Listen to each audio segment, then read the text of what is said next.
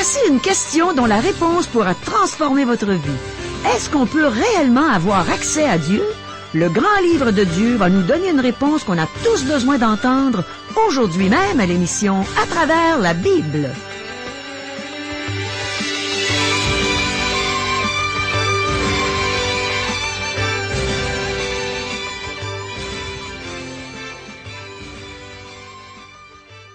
Chers auditeurs, pour en savoir davantage sur le contenu de cette émission, vous pouvez contacter en tout temps Radio Espoir via Internet à www.radioespoir.ca ou par téléphone, sans frais, au 1-877-l'Espoir, 1-877-537-7647. Bonjour, ici Caro. On a vraiment de très bonnes questions à poser au livre d'Ésaïe aujourd'hui. Je suis convaincu qu'on va tous mieux connaître notre grand Dieu merveilleux quand on va entendre les réponses qu'il va nous donner aux questions que voici. Est-ce que Dieu désire nous consoler? Que faut-il faire pour apaiser la colère de Dieu? De qui est-ce qu'on s'approche quand on vient à Jésus-Christ? Est-ce que c'est Dieu qui est au contrôle de notre planète? Est-ce qu'on peut lui enseigner quelque chose? Est-ce qu'on peut réellement avoir accès à Dieu? Est-ce qu'on peut faire une statue qui lui ressemble? Est-ce qu'il sait tout à notre sujet? Est-ce que ça lui arrive d'être fatigué? Restez avec nous, nos réponses s'en viennent. Le pasteur Régent Joly a ouvert sa Bible et il est prêt à nous enseigner les belles vérités de Dieu. Mais premièrement, prions. Oui, Seigneur, les belles vérités de Dieu, tes belles vérités, on veut les entendre aujourd'hui. On te demande de les graver au plus profond de nos cœurs, afin qu'on puisse marcher dans la vérité. Enseigne-nous par la bouche de ton serviteur, Seigneur. Aide-nous à retenir et à pratiquer ce que tu nous enseignes, pour ta gloire, Seigneur. Amen. À toi, Régent. Merci beaucoup, Caro. À la dernière émission, nous avons terminé l'intervalle historique du livre d'Ésaïe. Nous avons vu la maladie et la guérison du roi Ézéchias. De plus, nous l'avons vu tomber dans l'orgueil à l'occasion de la visite d'une délégation envoyée par le roi de Babylone. Nous avons vu qu'un danger nous guette après une merveilleuse expérience spirituelle. Il est facile de tomber dans l'orgueil. Il est facile de se détourner de Dieu et de s'appuyer sur des hommes. Le chapitre 40 débute la dernière section majeure du livre d'Ésaïe. Cette section diffère énormément de la première section du livre. La première section nous a montré le Seigneur Jésus qui règne. Dans cette nouvelle section, nous voyons le Sauveur qui souffre. Au chapitre 6, nous avons vu la couronne du roi. Au chapitre 53, nous voyons la croix du Sauveur. Le thème de la première section est le gouvernement de Dieu. Le thème de cette troisième section est la grâce de Dieu. Cette section parle de consolation plutôt que de jugement. Vu le changement de thème, certains érudits croient que le livre d'Ésaïe est le produit de deux auteurs différents.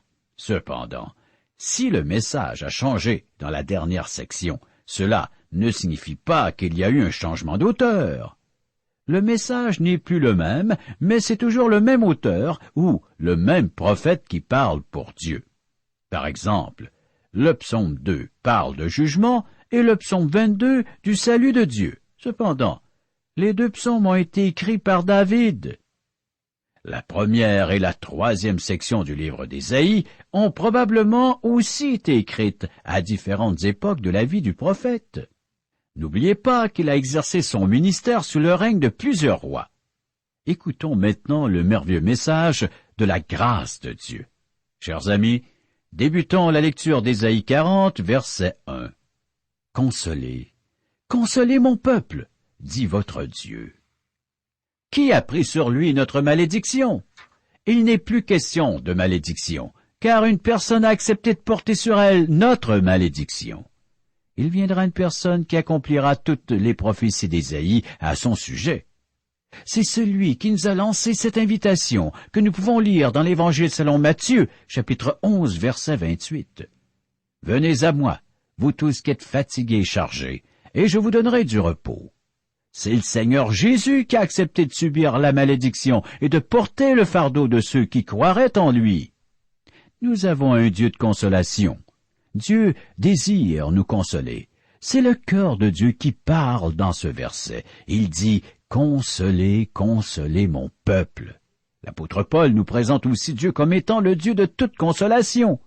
Béni soit Dieu le Père de notre Seigneur Jésus-Christ, le Père des miséricordes et le Dieu de toute consolation, qui nous console dans toutes nos afflictions, afin que par la consolation dont nous sommes l'objet de la part de Dieu, nous puissions consoler ceux qui se trouvent dans l'affliction. 2 Corinthiens chapitre 1 versets 3 et 4. Le Saint-Esprit est aussi appelé le consolateur. Et moi, je prierai le Père, et il vous donnera un autre consolateur, afin qu'il demeure éternellement avec vous. L'Évangile de Jean, chapitre 14, verset 16. Aujourd'hui, le Dieu trinitaire est notre consolateur. Lisons le verset 2 d'Ésaïe 40. Parlez au cœur de Jérusalem, et criez-lui que sa servitude est finie, que son iniquité est expiée, qu'elle a reçu de la main de l'Éternel au double de tous ses péchés. Que faut-il faire pour apaiser la colère de Dieu? Les péchés de Jérusalem ont été expiés par celui qui est mort à l'extérieur de la ville sur une croix à Golgotha. C'est ce qui fait la différence entre les païens, les non-croyants et les chrétiens. C'est ce qui différencie le christianisme des autres religions et de la loi mosaïque. La différence se trouve dans le mot « propitiation ». Dans les religions païennes, les gens apportent des offrandes à leur Dieu afin de l'apaiser, afin de calmer sa colère. Une telle offrande s'appelle une victime propitiatoire. De nombreuses personnes pensent qu'elles doivent faire quelque chose pour apaiser Dieu parce qu'il est en colère. Dans certaines religions païennes, les gens pensent qu'ils doivent continuellement apaiser Dieu, qui se met facilement en colère. Il est difficile de s'entendre avec les dieux et ils ne sont pas amicaux. En fait, le péché sépare les humains de Dieu et celui-ci a fait quelque chose à ce sujet. Nous n'avons pas besoin de faire quoi que ce soit pour apaiser la colère de Dieu. Une victime propitiatoire, Jésus-Christ, a expié nos péchés et apaisé la colère de Dieu. Il nous invite à nous réconcilier avec lui. Dieu a fait tout le nécessaire pour cela. Lorsque la Bible nous invite à nous réconcilier avec Dieu, elle ne nous demande pas de faire quelque chose pour l'apaiser, car Jésus-Christ a fait le nécessaire à la croix.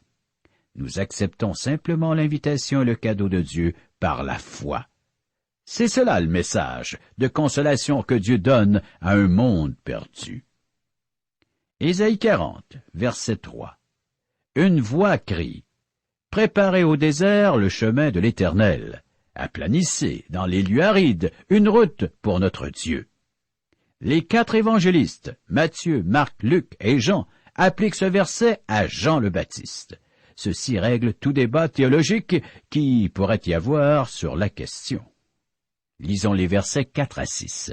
« Que toute vallée soit exaucée, que toute montagne et toute colline soient abaissées, que les coteaux se changent en plaine et les défilés étroits en vallons. Alors la gloire de l'Éternel sera révélée, et au même instant toute chair la verra, car la bouche de l'Éternel a parlé. Une voix dit, crie, et il répond, que criai-je? Toute chair est comme l'herbe, et tout son éclat comme la fleur des champs. » L'évangéliste Luc cite ce verset et l'applique à Jean-Baptiste. Poursuivons dans le prophète Ésaïe, chapitre 40, lisons les versets 7 et 8. « L'herbe sèche, la fleur tombe, quand le vent de l'Éternel souffle dessus. Certainement le peuple est comme l'herbe. L'herbe sèche, la fleur tombe, mais la parole de notre Dieu subsiste éternellement. » Quelle doit être notre fondation? L'homme est comparé à de l'herbe. Quelle consolation peut-on trouver dans cette comparaison? Celle-ci. L'homme est faible et fragile, mais la parole de Dieu est puissante, certaine et sûre. La parole de Dieu est notre abri, une fondation sur laquelle nous pouvons construire. Elle est notre épée, notre bouclier, notre forteresse, notre protection, notre sécurité et notre salut. Puisque vous avez été régénérés, non par une semence corruptible, mais par une semence incorruptible, par la parole vivante et permanente de Dieu. Car toute chair est comme l'herbe, et toute sa gloire comme la fleur de l'herbe. L'herbe sèche et la fleur tombe, mais la parole du Seigneur demeure éternellement. Et cette parole est celle qui vous a été annoncée par l'Évangile. 1 Pierre, chapitre 1, versets 23 à 25.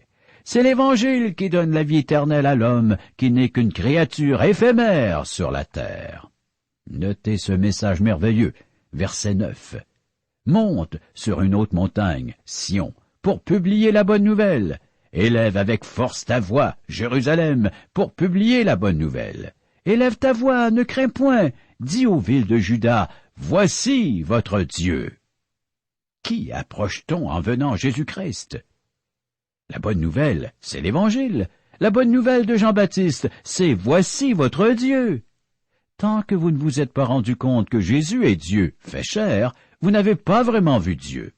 Vous devez venir à lui tel qu'il est, pas comme à un simple homme, mais comme à Dieu. C'est Emmanuel, c'est-à-dire Dieu avec nous, que vous approchez en venant Jésus-Christ. S'il est un être humain ordinaire, il ne peut pas être mon sauveur. Par contre, s'il est Emmanuel et qu'il est mon sauveur, alors c'est merveilleux. Verset 10. Voici le Seigneur, l'Éternel vient avec puissance, et de son bras il commande. Voici, le salaire est avec lui, et les rétributions le précèdent. Dans ce verset, Ésaïe touche à la fois la première et la deuxième venue de Jésus-Christ. La portée de ce verset se rend jusqu'au retour de Jésus-Christ. Le message de l'Évangile comprend les deux venues de Jésus-Christ. Nous risquons de nous retrouver à côté du chemin si l'on met l'accent sur l'une de ces venues au détriment de l'autre. Pour prêcher tout l'Évangile, il faut parler de la première et de la deuxième venue de Jésus-Christ. Poursuivons notre lecture d'Ésaïe 40, verset 11. Comme un berger, il paîtra son troupeau, il prendra les agneaux dans ses bras et les portera dans son sein. Il conduira les brebis qui allaitent. Le Seigneur Jésus s'est donné le titre de berger lors de sa première venue. Je suis le bon berger.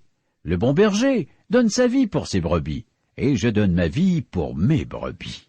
L'Évangile selon Jean, chapitre 10, les versets 11 et 15. La prochaine section nous révèle la grandeur de notre Dieu créateur. Verset 12. Qui a mesuré les eaux dans le creux de sa main, pris les dimensions des cieux avec la paume, et ramassé la poussière de la terre dans un tiers de mesure? Qui a pesé les montagnes au crochet, et les collines à la balance? Dieu est infiniment grand. Voyez la grandeur de Dieu. Pas étonnant qu'il ait arrêté le soleil pour que Josué termine la bataille et qu'il ait fait reculer l'ombre de 10 degrés pour le roi Ézéchias. Il tient toute la planète dans la paume de sa main. Dieu est infiniment grand. Versets 13 et 14. Qui a sondé l'esprit de l'Éternel, et qui l'a éclairé de ses conseils? Avec qui a-t-il délibéré pour en recevoir de l'instruction? Qui lui a appris le sentier de la justice? Qui lui a enseigné la sagesse, et fait connaître le chemin de l'intelligence? Que signifie le fait que Dieu sait tout? La sagesse de Dieu est infinie, et il n'a jamais demandé conseil à qui que ce soit. Personne ne peut enseigner quoi que ce soit à Dieu. Dieu sait tout, et il n'a pas besoin de suivre de cours pour apprendre quoi que ce soit ou d'écouter un bulletin de nouvelles pour savoir ce qui se passe. Dieu sait tout. Ses connaissances sont immuables. Il ne peut rien apprendre de nouveau. J'ai une petite devinette pour vous. Qu'avez-vous que Dieu n'a jamais vu? Réponse. Dieu n'a jamais vu son égal, mais vous voyez votre égal tous les jours. Versets 15 à 17 d'Ésaïe 40. Voici. Les nations sont comme une goutte d'un seau. Elles sont comme de la poussière sur une balance. Voici. Les îles sont comme une fine poussière qui s'envole. Le Liban ne suffit pas pour le feu, et ses animaux ne suffisent pas pour l'Holocauste. Toutes les nations sont devant lui comme un rien. Elles ne sont pour lui que néant et vanité. Nous avons des nations puissantes sur la terre. Les États-Unis et la Chine sont deux exemples. Cependant, notez que même les nations les plus puissantes ne sont rien comparées à Dieu. Il dit qu'elles sont comme une goutte d'eau, comme un grain de poussière sur une balance. Verset 18. À qui voulez-vous comparer Dieu? Et quelle image ferez-vous son égal? Notre Dieu est plus accessible que les personnages importants de ce monde. Quelle image pouvons-nous faire d'un Dieu qui est esprit, partout, tout-puissant, sachant tout et éternel? Si la présence de Jésus est dans notre cœur, nous ne voudrons pas d'une image de lui. Nous n'avons pas besoin de nous approcher d'une statue pour nous approcher de Dieu. Il est présent dans toute sa création. Il est entièrement présent dans toutes les parties de sa création. Ceci le rend plus facile d'accès que le maire de la ville, que votre député, que le premier ministre, ou même que la reine. Pour approcher ces personnes, il faut prendre des rendez-vous longtemps d'avance, mais Dieu est un esprit omniprésent et vous pouvez le prier là où vous êtes. Votre esprit peut communiquer avec lui qui est esprit. Notre Dieu est plus accessible que les personnages importants de ce monde. De plus, je suis d'accord avec le philosophe écossais qui a dit que si Jésus est dans notre cœur, nous ne ressentons pas le besoin d'avoir une image de lui. Si nous ressentons le besoin d'avoir une image, c'est que nous ne sommes plus en relation avec sa présence en nous.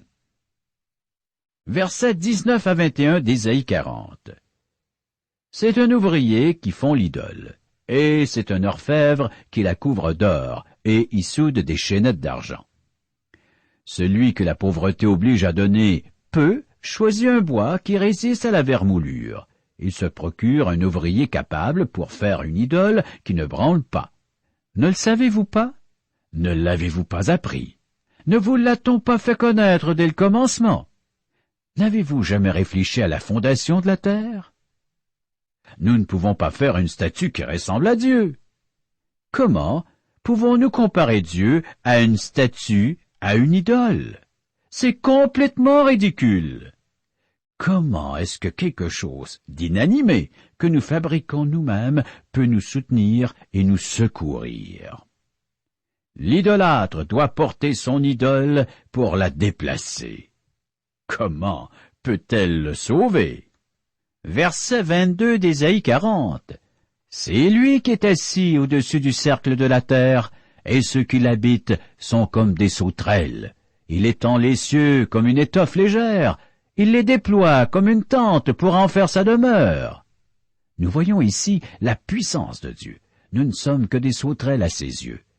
Il étend les cieux avec la même facilité que j'étends un drap sur mon lit. Versets 23 et 24. C'est lui qui réduit les princes à rien, et qui fait des juges de la terre une vanité. Ils ne sont pas même plantés, pas même semés. Leur tronc n'a pas même de racines en terre. Il souffle sur eux et ils se dessèchent, et un tourbillon les emporte comme le chaume. Les princes n'ont aucune puissance contre Dieu.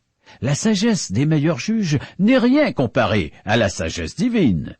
Comme tous les humains, les princes et les juges sont des êtres éphémères. Dieu peut les ôter de son souffle. Poursuivons notre lecture d'Ésaïe 40. Lisons les versets 25 et 26. « À qui me comparez-vous pour que je lui ressemble? Dit le Saint. Levez vos yeux en haut et regardez. Qui a créé ces choses? Qui fait marcher en ordre leur armée? Il les appelle toutes par leur nom, par son grand pouvoir et par sa force puissante. Il n'en est pas une qui fasse défaut. Dieu contrôle l'univers. Dieu a créé l'univers, et c'est lui qui fait marcher en ordre les étoiles et les galaxies. C'est lui qui a réglé la marche de l'univers et qui en contrôle le mécanisme. Les scientifiques ne comprennent pas le fonctionnement de l'univers. Pour expliquer les écarts entre les observations et les prédictions de leurs théories, ils parlent de masse noire et d'énergie noire. C'est une manière sophistiquée de dire qu'ils ne comprennent pas le mouvement des astres et des galaxies. Verset 27. Pourquoi dis-tu Jacob? Pourquoi dis-tu Israël? Ma destinée cachée devant l'Éternel. Mon droit passe inaperçu devant mon Dieu. Dieu sait tout à notre sujet. Oui, cher ami, Dieu voit tous les problèmes que nous rencontrons, toutes les tempêtes que nous traversons dans la vie. Si nous lui appartenons, il peut calmer les tempêtes. Cependant, il arrive qu'il attende que nous ayons appris la leçon qu'il veut nous enseigner avant de les calmer. Plutôt que de vous plaindre et de critiquer Dieu lorsque vous êtes dans une tempête, essayez de comprendre ce qu'il veut vous enseigner. Dieu a toujours une raison de permettre que nous subissions une épreuve. Verset 28 d'Ésaïe 40. Ne le sais-tu pas? Ne l'as-tu pas appris? C'est le Dieu d'éternité, l'Éternel, qui a créé les extrémités de la terre. Il ne se fatigue point, il ne se lasse point. On ne peut sonder son intelligence. Dieu ne se fatigue jamais. Notre Dieu est le Créateur tout-puissant et la source de toute vie. Il ne se fatigue jamais. Dieu est immuable. Sa puissance, sa sagesse, ses connaissances ne changent jamais. Il n'y a ni croissance ni diminution des attributs de Dieu. Dernier texte pour aujourd'hui, Ésaïe 40, versets 29 à 31. Il donne de la force à celui qui est fatigué, et il augmente la vigueur de celui qui tombe en défaillance. Les adolescents se fatiguent et se lassent, et les jeunes hommes chancellent. Mais ceux qui se confient en l'Éternel renouvellent leur force. Ils prennent leur vol comme les aigles. Ils courent et ne se lassent point. Ils marchent et ne se fatiguent point. Mes amis, qui que nous soyons, si nous marchons avec Dieu, cela nous coûtera quelque chose. Cependant, Dieu renouvelle les forces de ses serviteurs, ceux qui se confient en lui. Si les chrétiens s'appuyaient toujours sur Dieu, s'ils s'assuraient de développer et de maintenir une relation personnelle avec lui, ils s'en porteraient mieux. Ce ne serait pas le cas pour l'industrie des somnifères et des tranquillisants. Nous avons besoin d'apprendre à faire confiance à Dieu et à le laisser guider notre vie. Vous êtes-vous déjà demandé pourquoi il n'y a pas de statues dans les églises évangéliques? Dieu interdit d'en fabriquer. Mais pourquoi cette interdiction? Dieu est un esprit, infini en grandeur, présent partout, sachant tout et tout-puissant. La personne qui se trouve dans un bâtiment d'église n'est pas plus proche de Dieu que de moi qui suis en studio en train de prononcer ces mots. Je ne suis pas plus près de Dieu qu'un chrétien à Paris ou en Afrique du Sud. Dieu est présent partout, et il habite le cœur de ceux qui lui appartiennent. Il travaille dans le cœur de ceux qui sont venus à lui et qui ont placé leur confiance en Jésus-Christ comme sauveur personnel. Lorsque nous prions dans un lieu où il n'y a pas de statue, nous disons à tous que Dieu est esprit et qu'il est présent partout. Dieu vous voit. Il connaît toutes les difficultés auxquelles vous faites face. Le Seigneur Jésus vous invite à venir à lui pour le repos de votre âme. Il vous demande de le laisser porter votre fardeau. Pouvez-vous trouver mieux qualifié, plus sage, plus habile, plus puissant que le Dieu créateur de l'univers? Chers amis, il ne demande qu'à devenir votre Père céleste, ce qu'il fait lorsque vous venez à son Fils pour avoir la vie éternelle. Invitez le Seigneur Jésus dans votre cœur. Faites-le maintenant. Il attend votre réponse à son invitation. Chers amis, nous pouvons nous préparer pour la prochaine émission en lisant et en méditant le texte d'Ésaïe, les chapitres 41 et 42. Bonne lecture. Merci beaucoup, Régent. C'est extraordinaire d'entendre que Dieu ne se fatigue jamais. Mes amis, vous êtes sûrement d'accord avec moi du fait que souvent, nous, les humains, on a des périodes où on est particulièrement fatigué. Mais ce qui est intéressant pour nous, les croyants, c'est que même quand on est fatigué, si on a besoin de faire 1 000 de plus pour notre Dieu, il nous donne la force de le faire. Oh, ne vous inquiétez pas pour moi, je sais aussi qu'il y a des moments où il faut se reposer physiquement, moralement et spirituellement. Mais notre Dieu, qui ne se fatigue jamais, comme Régent nous l'a enseigné aujourd'hui, ce Dieu tout-puissant est toujours là pour nous soutenir, pour nous fortifier et pour nous donner le vrai repos. J'aime particulièrement les versets que Régent nous a cités aujourd'hui dans le livre qu'on est en train d'étudier, le livre d'Ésaïe. Permettez-moi de vous relire les versets 29 à 31 du chapitre 40. Si vous êtes fatigué en ce moment, ça va peut-être vous faire du bien. Alors voici ce qu'il dit en parlant du Seigneur. Il donne la force à celui qui est fatigué et il augmente la vigueur de celui qui tombe en défaillance. Les adolescents se fatiguent et se lassent et les jeunes hommes chancellent, mais ceux qui se confient en l'Éternel renouvellent leur force. Ils prennent leur vol comme les aigles, ils courent et ne se lassent point, ils marchent et ne se fatiguent point. Mes amis, moi ça me fait du bien juste de lire ça pour vous. Dieu renouvelle nos forces à mesure qu'on en a besoin. Il y a des moments où je suis plus fatigué que d'autres et où je dois monter sur une scène pour chanter et donner mon témoignage. Je me rappelle une fois l'an dernier, c'était à la fin d'une campagne d'évangélisation, un samedi soir. Il nous restait un concert gospel à donner et je devais apporter un court témoignage. Je me sentais réellement drainé. Et juste avant qu'on me présente, j'ai fait une courte prière à Dieu. J'ai dit, Seigneur, je suis tellement fatigué. Je me sens pas la force d'accomplir ce que tu m'as demandé ce soir. Viens à mon secours. Et on m'a nommé, et la musique a commencé. Et dès que j'ai mis le pied sur l'estrade, j'ai senti une force me saisir. J'étais pleine d'énergie et je savais que c'était l'œuvre de mon Dieu merveilleux qui ne manque jamais à sa promesse de nous soutenir et de renouveler nos forces. Mon ami, connais-tu ce Dieu tout-puissant? Chose certaine, c'est qu'il veut se faire connaître à toi.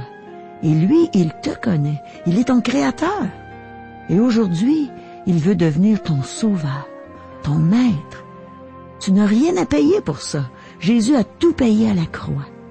Il est mort pour nos péchés. Tu n'as qu'à accepter le cadeau qu'il t'offre maintenant. Repens-toi. Change de direction à l'égard du péché. L'apôtre Paul dit dans son épître aux Romains au chapitre 3, verset 23, que tous ont péché et sont privés de la gloire de Dieu. Alors demande à Jésus de te sauver, de te donner la vie éternelle maintenant. Jésus dit, venez à moi, vous tous qui êtes fatigués et chargés, et je vous donnerai du repos. Mon ami, repens-toi, change de direction à l'égard du péché et entre dans le repos que Jésus seul peut et veut te donner. Entre dans ce repos. Crois-tu en Jésus? C'est lui qui va te sauver, qui va te donner ce repos et un repos éternel. Bien oui, chers amis, nous vous offrons des cours bibliques par correspondance. Une minute, Régent, est-ce que c'est compliqué ces cours-là? Parce que tu sais, moi, je suis pas très intellectuel. Hein? Rien de plus facile, Caro. Oui. Les gens n'ont qu'à prendre la Bible qu'ils ont à la maison, Oui. de nous commander ces petits livrets, et par le fait même, en quelques minutes seulement, ils auront répondu à ces simples questions. Est-ce qu'il y a beaucoup de En par rapport cœur? avec le texte qu'ils auront lu. Du par cœur. Quasiment pas de par cœur. Oui, c'est intéressant. C'est juste des questions, des qui, quoi, comment, pourquoi. Pour mieux connaître Dieu. Approfondir le texte biblique afin qu'il puisse nous parler et même nous interpeller. Car son auteur, Dieu, est vivant. Ah, ça, j'en suis certaine, Régent. Et il a des choses très importantes à partager avec nous. J'ai le goût de m'inscrire. Voilà le but, le pourquoi nous vous offrons ces cours par correspondance, à partir de chez vous. Pour toute correspondance, Alors, vous pouvez nous rejoindre par téléphone, en composant le 1-877-l'Espoir, 1-877-537-7647, ou via courriel à www.radioespoir.ca. Et aussi, on a une adresse postale. Radio Espoir, casier postal 34 143 Charlebourg, Québec, G1G 6P2. Chers amis, au revoir. Bye bye.